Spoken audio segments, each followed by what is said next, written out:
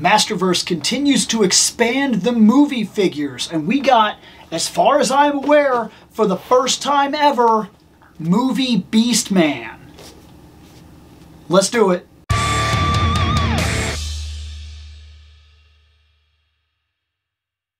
So, first, I have not seen this movie. I know. I keep saying I'm going to, but there's a lot of Motu. And as I am going through it bit by bit, that means I'm reading every single comic that was ever printed, which I'm actually very close. Aside from like the newest stuff that just came out, I've read every single thing there is to read. I watched all the original series. I watched all of the original She-Ra. I watched Revelation all the way through. I watched Revolution all the way through. I currently bought the newest CGI series. I'm starting to go through the 2000X series. There's a lot to watch, and the movie is just one part of all of that. But I want to own the movie in the best fashion I can possibly own it before I just go and watch it. I want it to be an event. So I've got my eye on a set that I want, and I'm going to buy that and bring it here, and then once I have it, I'll actually watch it. Which means that this is the first time I've seen how they did Beastman in the 80s.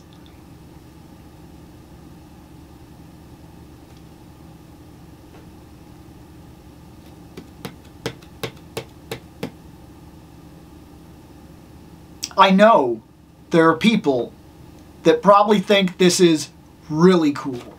I know there are people that probably look at that movie and remember it and think things like, I loved how they did Beastman in that movie. I get it. But to me, when I just look at this goofy guy, this guy looks like they attempted a Beauty and the Beast movie back in the 50s and reused part of the Wolfman's costume to get the closest effect they could get from the Beast. Like, this is a goofy looking dude, personally. That doesn't mean he'll be a bad figure. Let's see what kind of details I can find when he's open. All right, there he is. There's Beastman. I'm a little closer than I thought I was. Let me move back. There we go. Now, some stuff. First off, I'm not kidding. I like this, that there's like a... Okay, so look.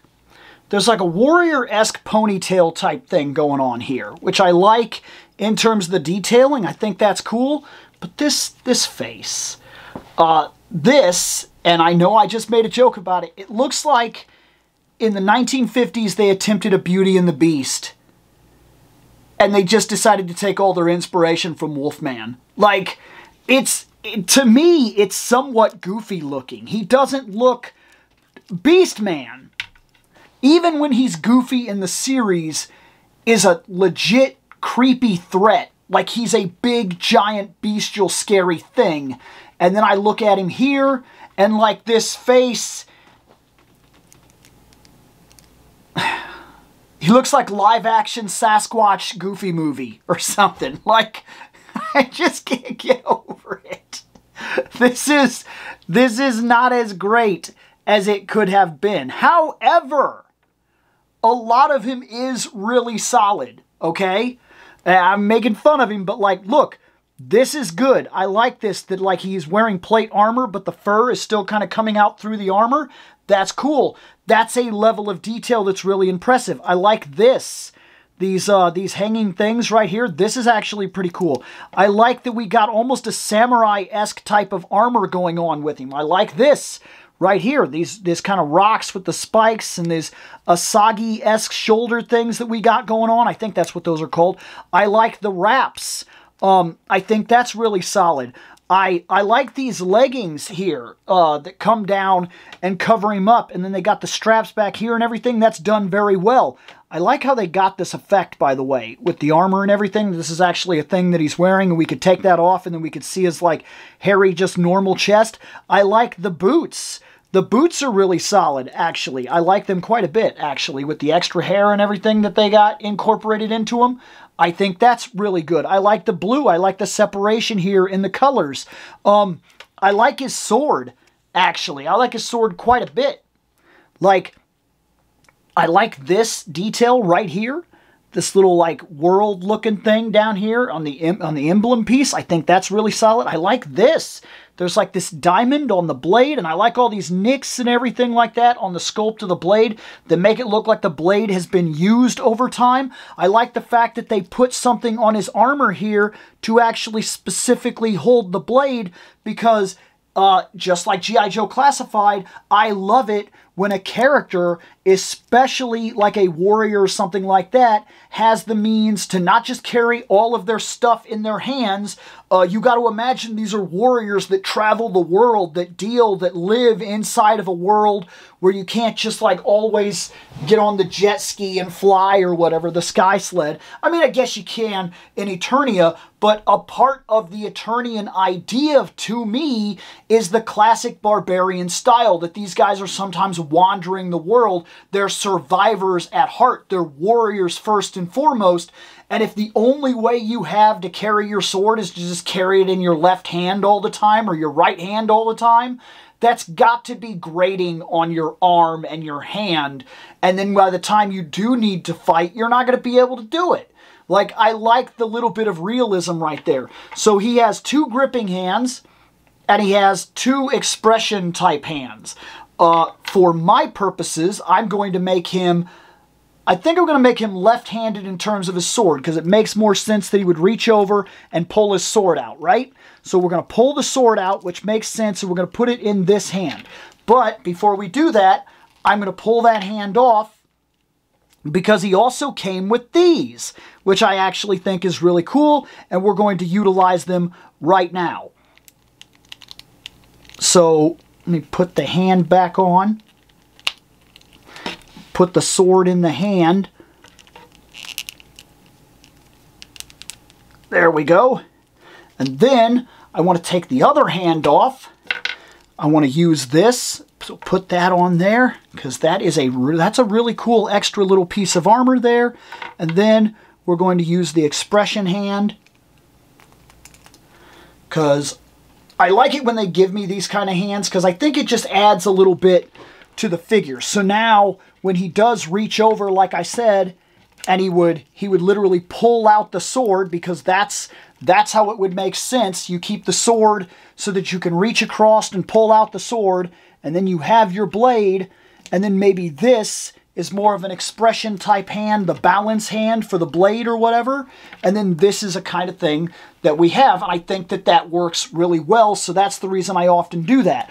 Or maybe I'll pivot something like this where he kind of comes down with that sword, or maybe this is more of like he blocks or he grabs with it, or like does something like that and then comes across and kills you. Like, this is how I see it. It's the reason why every time they give me an expression hand, I like this offhand to be opposite the sword hand. And it also guarantees that whenever I'm doing photos or something like that, it kind of keeps me in mind that his sword hand, the dominant hand, the hand that he would actually be using, is actually right here. And maybe this one would be where he'd jab you with those things that he has, these gauntlet type things. I like this guy for what he's worth.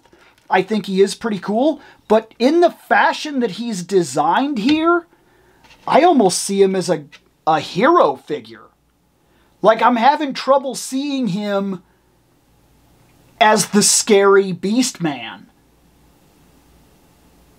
His design does not say Beast Man to me. His design says a Beast Man, but not a bad guy one. I am a firm believer in visual storytelling. I am a firm believer that you can design a character that tells a story just by looking at him. And that those factors of the story don't have to scream out. They don't have to be crazy. They don't have to make you go, oh my God, it's basically right in my face. It's screaming right in my face. But minor details that you can pick up, and it's used all the time in hundreds of movies, hundreds of thousands of movies have picked up the idea that you only have about an hour and a half to 2 hours to tell your story, which means that part of the story needs to be told visually, that you can pick up on it and identify certain aspects so that when we get to the moments that matter, you already know this guy more than you think you know this guy. I think that's important. So when you design characters, I need to be able to look from the outside in, not a fan of the material. I need to be able to look at that Beast Man and say, oh, this is one of the bad guys. I don't see that. I would argue, and I don't know what kind of trouble I'm getting in here when I say something like this from people that like the movie, but just for a second, drop all your nostalgia if you really like the movie, or just look at it from what I'm trying to explain. His design says hero character. They chose to give him armor in blue. His armor is blue. He's got mild samurai influence. He has the protected hero leg guards. His boots say almost hero. He has the sword, which very much looks like some sort of blade from a hero's story. His face, and maybe it's different in the movie, maybe the figure does not do justice, his face, while being bestial, looks approachable. He looks almost friendly. Like in a video game, he would be the beast guy you would get on your team, or something like that. A big, giant, you know, like the gentle giant type of thing. As soon as you get past the exterior, like the Beast. Actually, I made that joke, but look at Beauty and the Beast. If you stop for just a second and just look at his overall design, he's approachable. Yes, he's a giant monster. Yes, he's a beast. Yes, he can look scary. Yes, shadows help. But he was purposely designed so that he would be approachable, so that so that his mannerisms and things like that would be picked up, and subconsciously you would not be afraid of him. These are designs that are picked when you do movies, and they're picked on purpose. You want characters to be identifiable, and you want to know certain personality traits and whatnot of a character just by visual.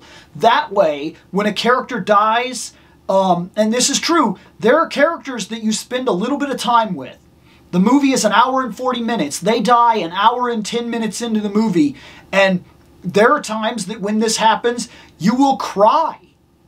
You will feel like something, you will feel like you knew this person. Like it was your favorite person, and like you feel like you somehow lost something. Well, that's because most of the story was given to you by utilizing certain things, and you can call them cliches, but by utilizing certain cliches that allowed you to know the character and understand the kind of person that guy was before you got to the damaging point. They don't have long to tell you a story, so they use everything they can. Every moment in the film needs to mean something. When you go into their living room has to tell you something about them, about the person that they are. The house, the wallpapers they choose, all these different little ideas, the kind of drink they drink, the kind of food they eat, the kind of kitchen setup that they have. All of this needs to be able to tell you, without you even realizing that you're doing it, what kind of person that person is.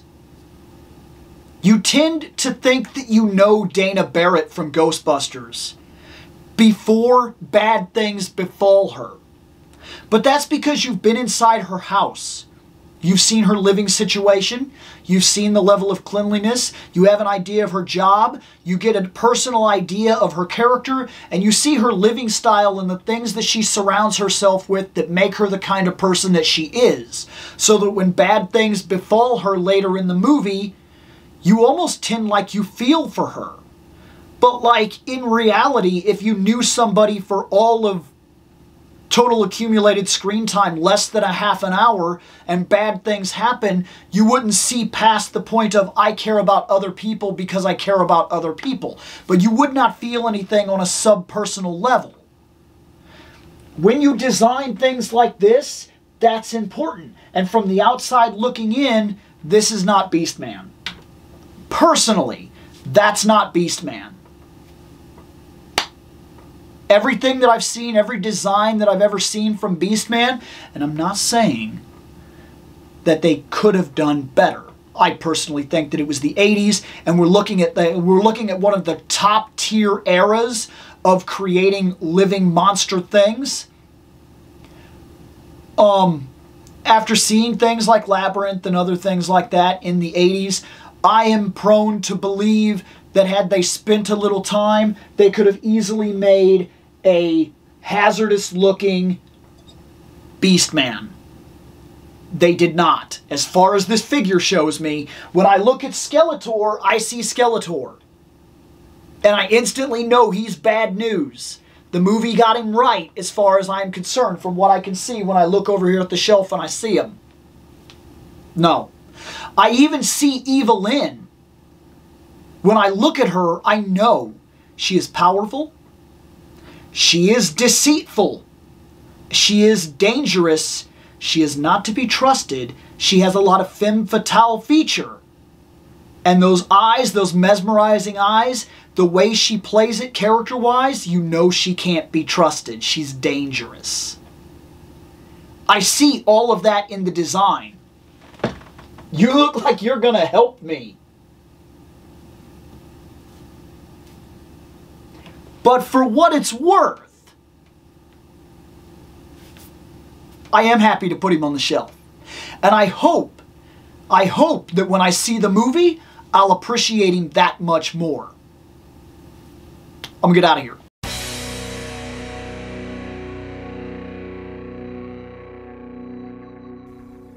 I have spoken. Take what you will from it.